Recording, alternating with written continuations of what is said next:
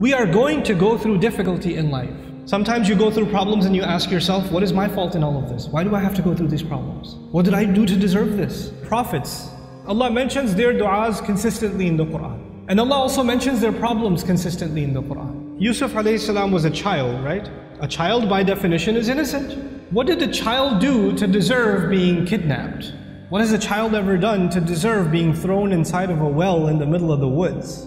What has a child ever done to deserve being sold as a child slave in a different land? When he grows up as a young man, what did he ever do to deserve being thrown in jail over a false accusation? And he spent many years in jail not because of something he did. He was innocent. He went through situations in life that if anybody else went through those situations, you'd say, life is unfair, man, what are you going to do? But you know what happens to a believer? They don't just say life is unfair. They say Allah is unfair, ma'adallah. Allah did that to him. Yet Allah says in Surah Yusuf, Wallahu ghalibun ala amrihi. Everything he did in his decision, every decision that was made for Yusuf, Allah was dominating that decision, overlooking that decision. How? Sometimes you and I go through difficulty because Allah knows something better is coming. Sometimes that better thing that is coming is for you, sometimes it's for somebody else. Sometimes the benefit of your difficulty will come back to you, the return will come back to you while you are still alive.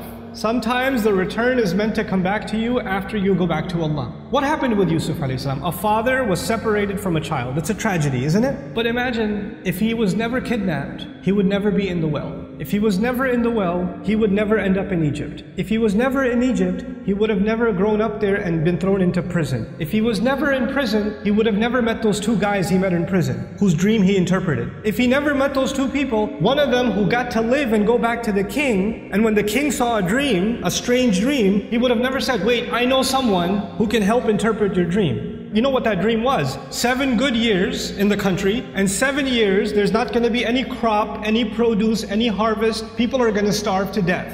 If Yusuf was not in prison, alayhi salam, and then was taken out to interpret that dream at that time, there would have been an economic, financial, social crisis in the country, and hundreds of thousands of children would have starved to death. One child suffered for a few years. But because of that child suffering, Allah's plan was to save a lot of families, a lot of fathers and mothers from losing their children to starvation. Because of the plan that Yusuf alayhi salam came back when he interpreted the dream and gave, when he became the treasurer. I have a friend, some of you might have heard of him, his name is Robert Davila. The man can't move any part of his body other than his face. What did he ever do to deserve that? Nothing.